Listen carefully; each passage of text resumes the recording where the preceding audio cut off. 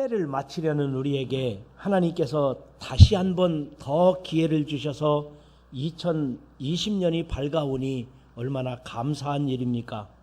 여러분, 지난해를 아쉬워하는 우리에게 하나님께서는 오늘 우리에게 말씀해 주셨습니다. 두려워하지 말라. 내가 너와 함께함이라. 놀라지 말라. 나는 내 하나님이 됨이라. 내가 너를 굳세게 하리라. 참으로 너를 도와주리라. 참으로 나의 의로운 오른손으로 너를 붙들리라. 여러분, 하나님께서는 다사다난했던 지난 2019년 한 해 동안도 함께 하셨습니다. 이제 밝아오는 2020년에도 여러분 함께 하신다는 하나님의 약속의 말씀을 붙드시기를 주의 이름으로 부탁드립니다. 내가 너를 굳세게 하리라. 그리고 내가 너를 도와주리라. 그리고 강하고 오른손으로 의로운 손으로 너를 붙들리라. 우리는 지금 미래가 불확실성의 시대를 살고 있습니다. 어제의 진리가 오늘은 진리가 아닌 경우가 얼마나 많습니까?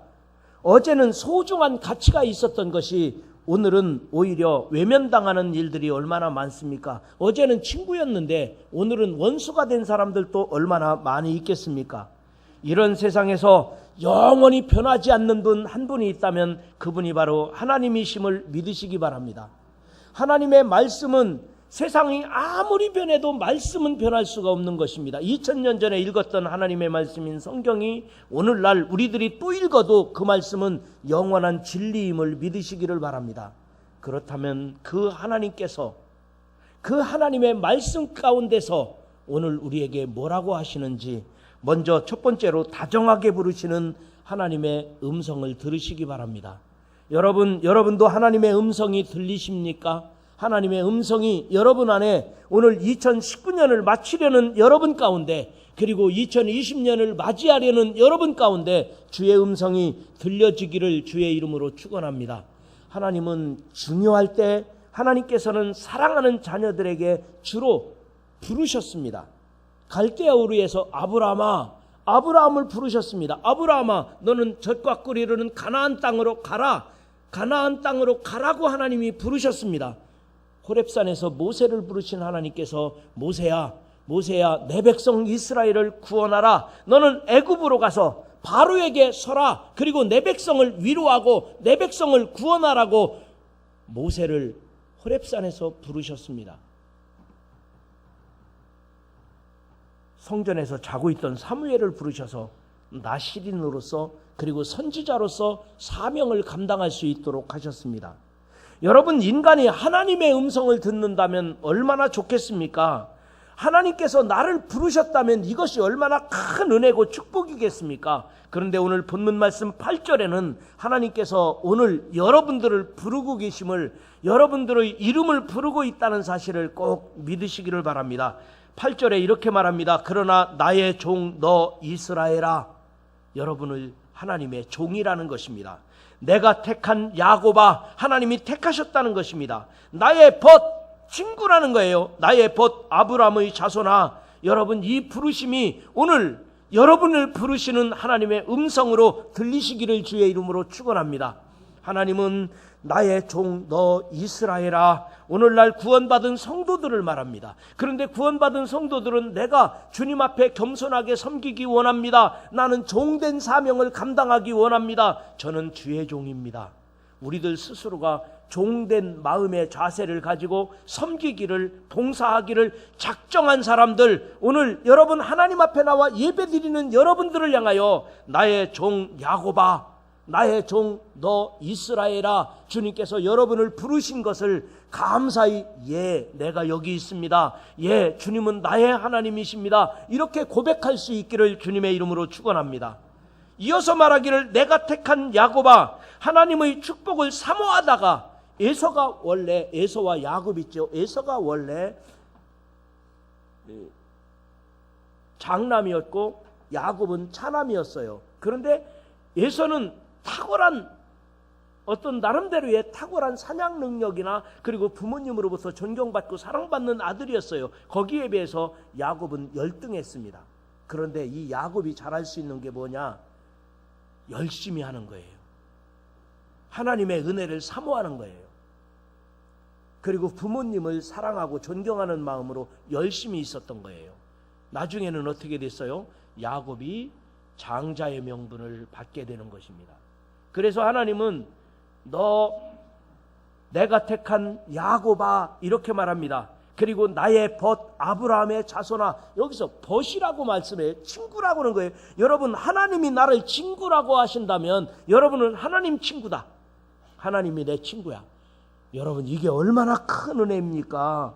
하나님이 친구라면 엄청난 표현이 아니겠습니까? 여러분들도 하나님을 친구로 맞이한 것을 감사하시기 바랍니다.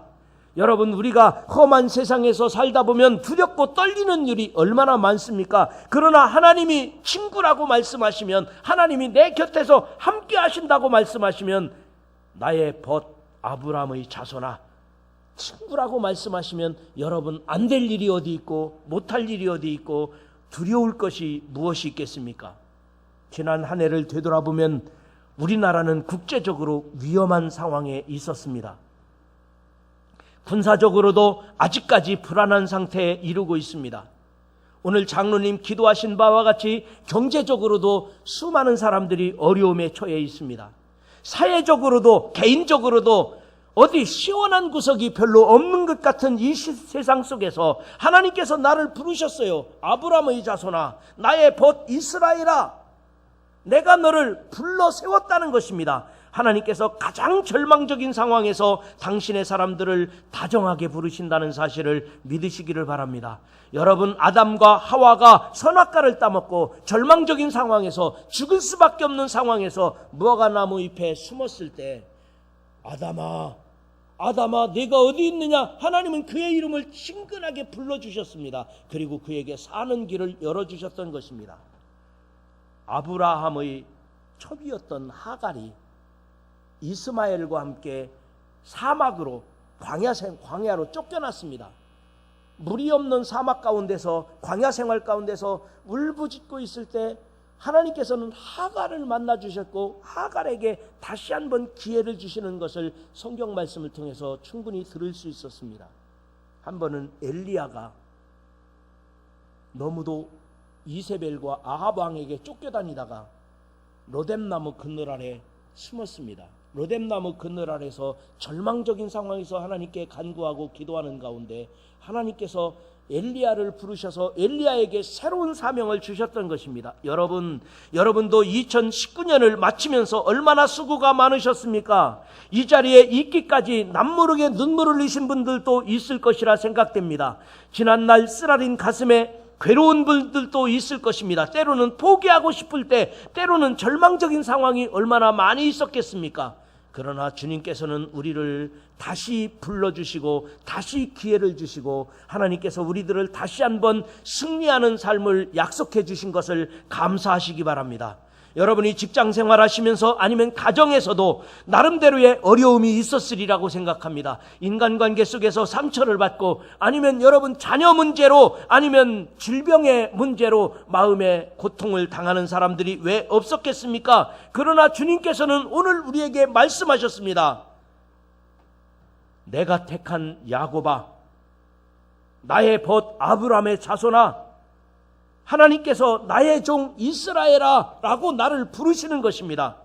이 시간 주님께서 나의 종 이스라엘아, 내가 택한 야곱아, 아브라함의 자손아, 하나님께서 여러분들도 다정하게 불러주실 때, 예, 내가 여기 있습니다, 예, 감사합니다, 여러분 화답하는 가운데 주님께서 다시 말씀하실 것입니다. 일어나라, 새로운 날을 허락하시며 힘을 내라, 주님께서 함께 하신다. 이 약속의 말씀이 여러분에게도 들려지는 그런 예배, 들려지는 연말, 연시가 되시기를 주의 이름으로 축원합니다.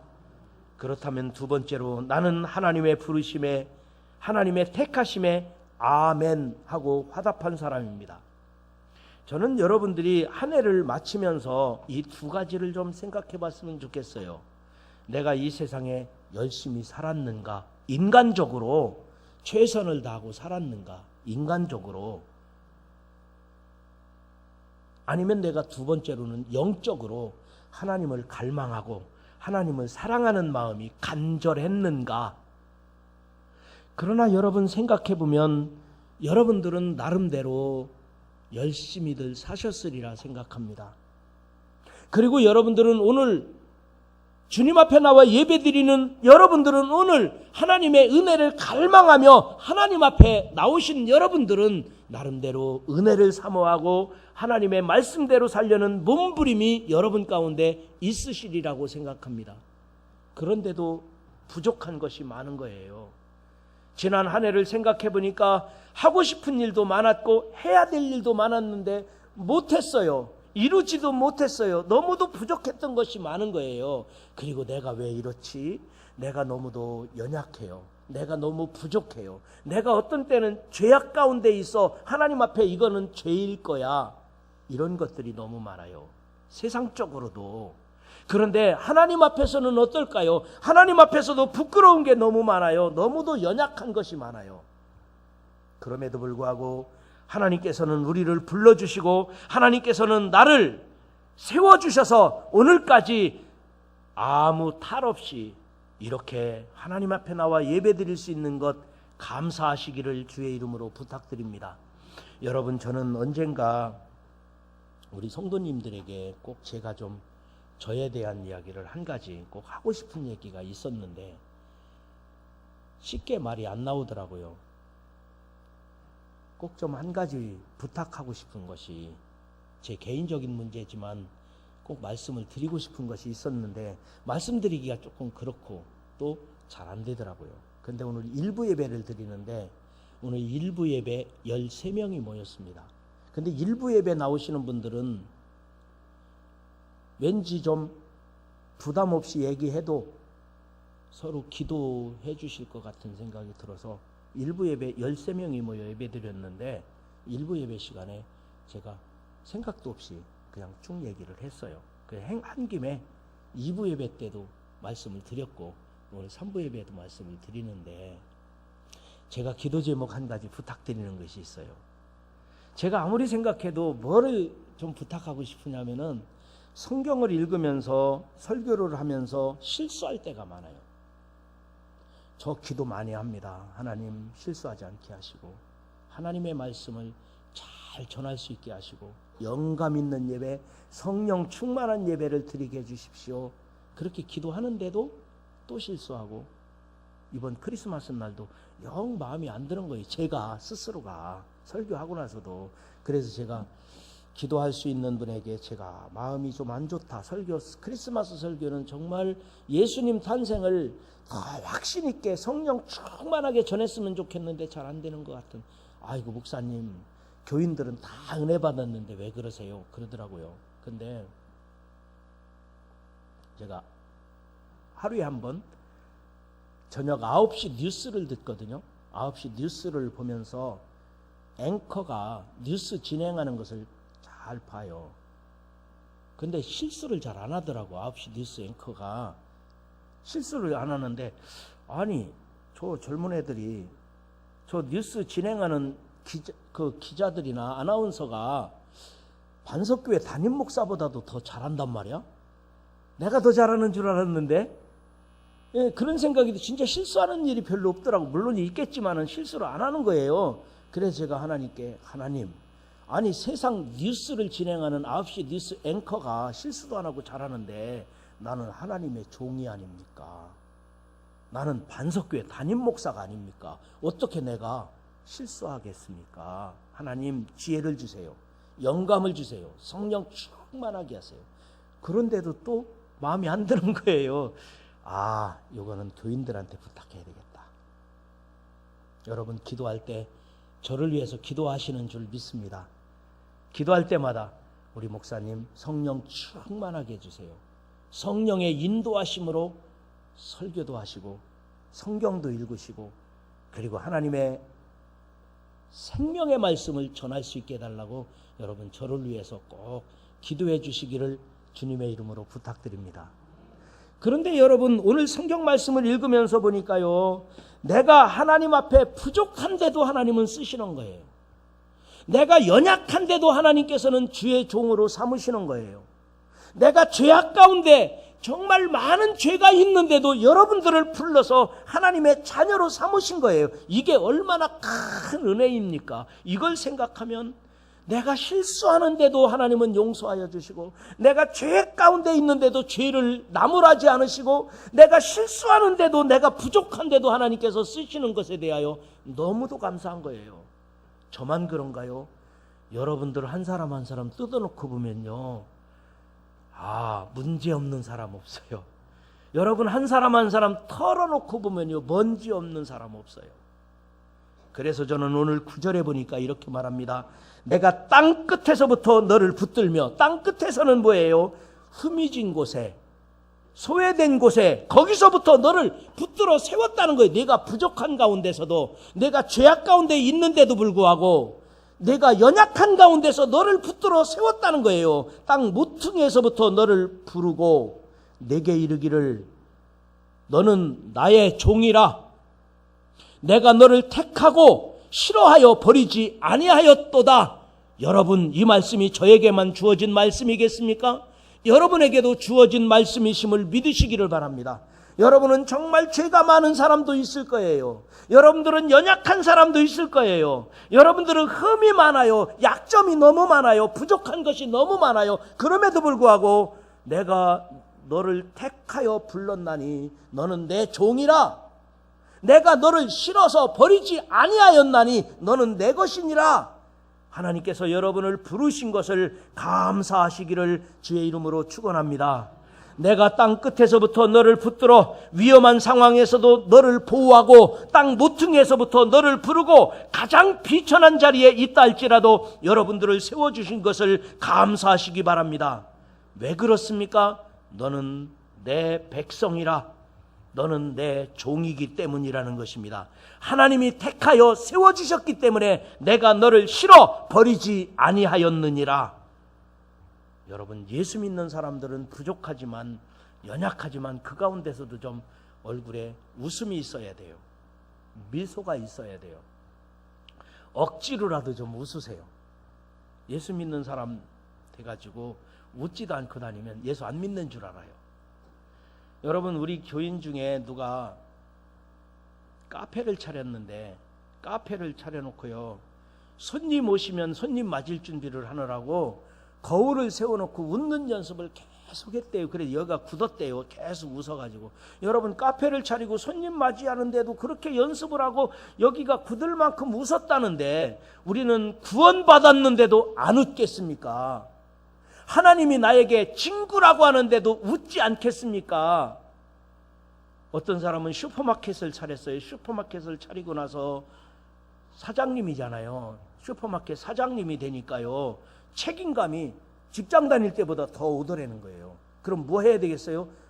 먼저 고객을 맞이하기 위해서 웃는 연습을 했대요. 웃는 연습을 했다는 거예요. 여러분, 세상에서 직업도, 세상에서 사람 만나는 것도 웃는데, 내가 구원받았다는데도 안 웃고, 내가 하나님이 친구라고 하는데도 안 웃고, 하나님이 나를 택하여 죄가 있는데도 상관하지 않고 불렀다는데, 연약한데도 부족한데도 나를 통하여 내 종이라고 말씀하셨다는데도 안 웃는다면 우리들이 구원받은 사람이 맞느냐, 이 말이에요. 하나님께서는 당신의 사랑하는 자녀들의 눈동자같이 보호하시고 구원하시는 분이심을 믿으시기 바랍니다. 야곱이 이방의 객이 되었을 때도 하나님은 동행하셨습니다. 요셉이 애굽으로 팔려갔을 때도 하나님은 부르셨습니다. 다니엘이 바벨론의 왕궁에서 일할 때도 하나님은 함께 하셨습니다. 여러분들은 어떤 처지에 있습니까? 사망의 음침한 골짜기로 다니고 있습니까? 아니면 여러분들은 어떤 형편에 있습니까? 홀로 눈물짓고 고통당하는 사람들이 계십니까? 그러나 여러분들 가운데도 하나님이 함께 하심을 믿으시기를 바랍니다. 내가 힘들었을 때도, 내가 홀로 눈물 짓고 있을 때도, 내가 괴로울 때도, 내가 열등감에 사로잡혔을 때도 하나님은 나를 택하시고, 내가 택한 나의 종 야곱아, 너는 내 종이라. 내가 너를 싫어 버리지 아니하였노라. 주님의 음성을 들으시기를 주님의 이름으로 축원합니다. 하나님께서 왜 나에게 이렇게 하신다고 하셨습니까? 너는 나의 종이기 때문입니다. 나는 너의 하나님이기 때문입니다. 주님이 나를 택하였고 부르셨기 때문입니다. 그 하나님의 신실하신 언약에 감사하기를 주의 이름으로 축원합니다. 이제 말씀 세 번째로, 그러면 나는 내 하나님이 됨이라 하신 이 약속이 내 말씀이 되어야 합니다. 이제 마지막으로 세 번째로 드린 말씀은 이 하나님의 약속이 나에게 주신 약속으로 받으시기를 주님의 이름으로 부탁드립니다. 어느 목사님이 교회를 개척해서 잘 성장한 다음에 건물을 샀답니다. 교회가 이사 들어갔어요. 3층 건물을 샀는데 이 1층에는 상가가 있잖아요. 1층 상가가 있는데 하나는 부동산, 하나는 철물점, 그리고 하나는 편의점, 그리고 2층에는 태권도 도장, 그리고 3층에는 주택으로 되어 있는 3층 건물을 샀답니다. 그래서 목사님이 교인들과 함께 교회를 이사를 들어갔는데 다행히 이 그 전세 계약 만료 기간이 되어서 전세돈을 다 지불하고 이사 가도록 이렇게 잘 권면을 했대요. 그래서 부동산도 이사 가고 천물점도 이사 가고 편의점도 이사 가고 2층에는 예배당으로 써야 되니까 이 태권도 도장도 이사를 갔는데, 근데 구석에 있는 떡집은 계약 기간이 3년이나 남아서 그냥 존치할 수밖에 없었나 봐요. 그래서 떡집은 그래도 괜찮겠다. 다른 집 같지 않고 떡집은 이름도 좋잖아요. 떡집이 뭐예요? 베들레헴이잖아요. 베들레헴이 떡집이에요. 그러니까 베들레헴, 야 떡집은 괜찮겠다. 그 떡집은 3년 후에 이사 가기로 하고 그냥 뒀답니다. 그리고는 2층에다가 예배당을 꾸미고, 그리고 3층에는 주택을 하고 이제는 교인들이 오고 가고 있는데, 이 떡집이 괜찮겠다 생각을 했는데 그렇지 않더래요. 떡집이 그 기계 돌아가는 소리가 나고요.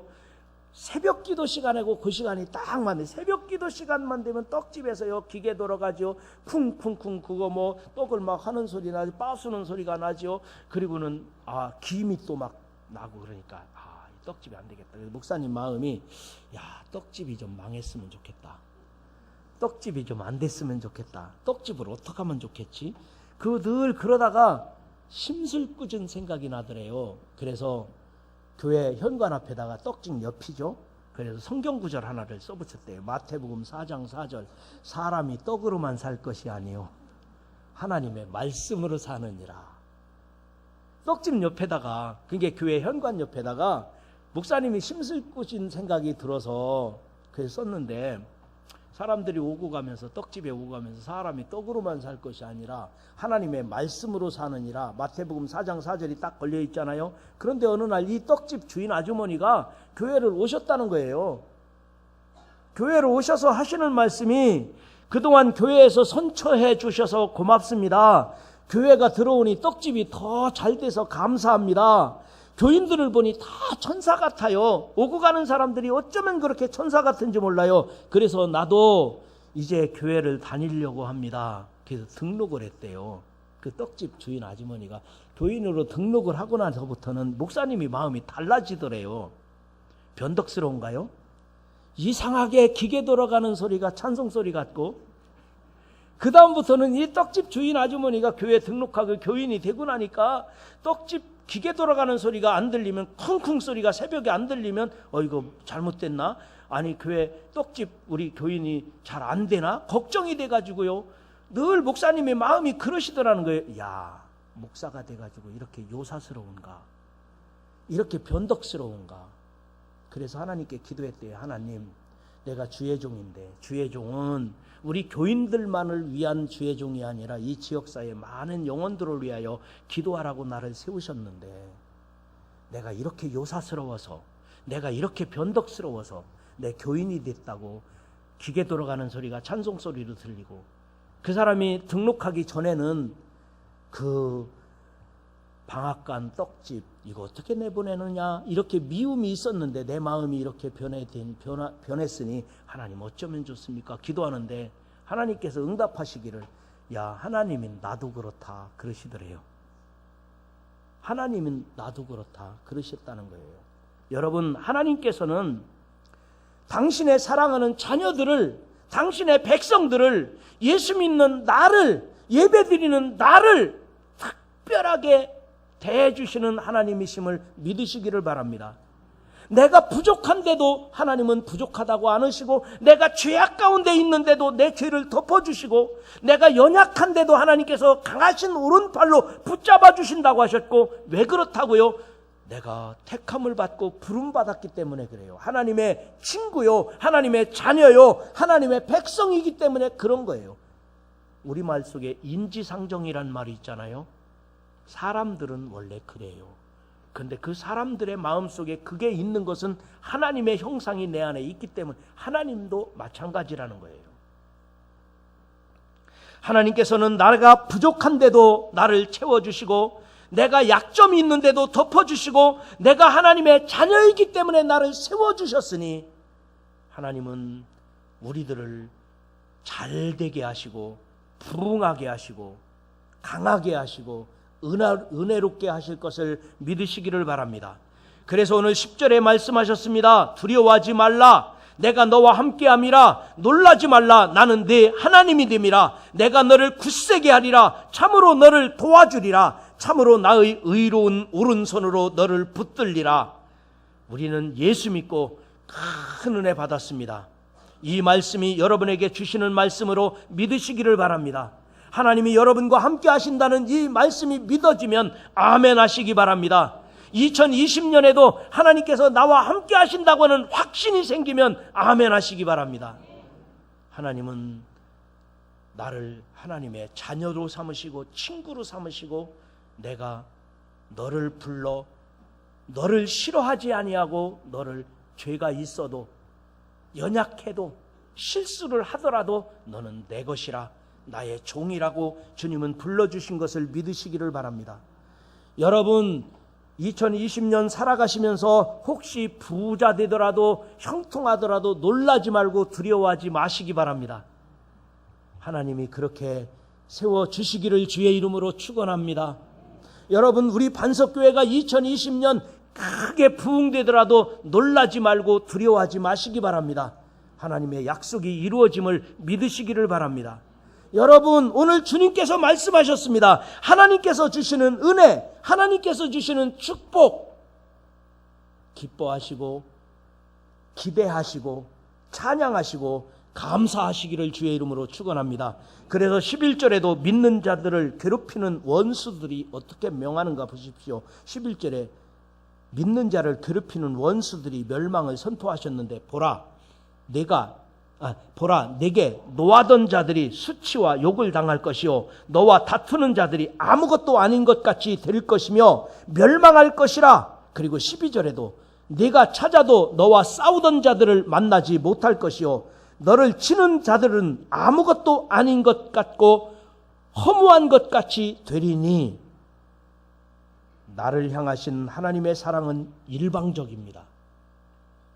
나를 죄가 있는데도 부족한데도 연약한데도 내가 하나님 앞에 나와 예배드리니까, 하나님 앞에 나와 기도하니까, 하나님의 자녀가 되니까 나를 일방적으로 사랑하시는 거예요.